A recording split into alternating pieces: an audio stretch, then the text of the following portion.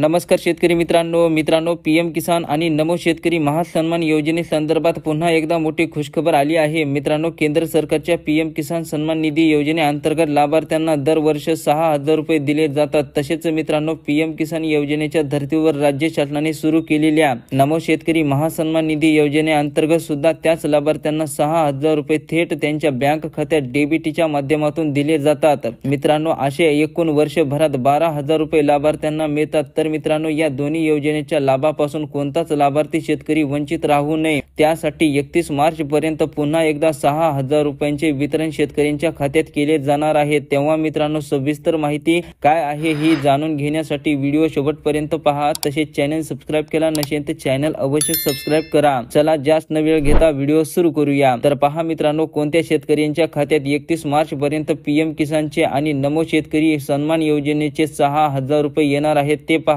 मित्रांनो, 28 फेब्रुवारी 2024 रोजी पीएम किसान योजनेचा 16वा हप्ता आणि नमो शेतकरी महासन्मान योजनेचा दुसरा व तिसरा हप्ता असे एकदाच 6,000 रुपये लाभार्थी शेतकऱ्यांना वितरित करण्यात आले होते। तर जे शेतकरी लाभार्थी असून सुद्धा त्यांना पीएम किसान योजनेचा 16वा हप्ता आणि नमोचे दोन्ही हप्ते मिळाले नाही त्या शेतकऱ्यांना केंद्र सरकारने पुन्हा एकदा संधी दिली आहे। म्हणजेच मित्रांनो, तुम्ही इथे बघू शकता ई-केवायसी अभावी जे शेतकरी 16व्या हप्त्याच्या लाभापासून वंचित आहेत त्यांनी जर आता 31 मार्च 2024 पर्यंत आपली ई-केवायसी करून घेतली तर त्यांच्या खात्यात केंद्राचे 2,000 आणि राज्याचे 4,000 असे एकूण 6,000 रुपये जमा करण्यात येणार आहेत। मित्रांनो, जे शेतकरी पीएम किसान योजनेसाठी ई-केवायसी करून घेतात तेच शेतकरी नमो शेतकरी महासन्मान योजनेचे लाभार्थी होत असतात। म्हणजेच मित्रांनो, ज्या शेतकऱ्यांनी ई-केवायसी केलेली नाही त्यांच्यासाठी ही मोठी खुशखबर आहे। मित्रांनो, 31 मार्च पर्यंत आपली ई-केवायसी करून घ्या आणि 6,000 रुपये मिळवा। तर अशा प्रकारे मित्रांनो, पीएम किसान आणि नमो शेतकरी योजने संदर्भातील ही छोटीशी आणि महत्त्वपूर्ण अपडेट होती। मित्रांनो, व्हिडिओला लाईक करा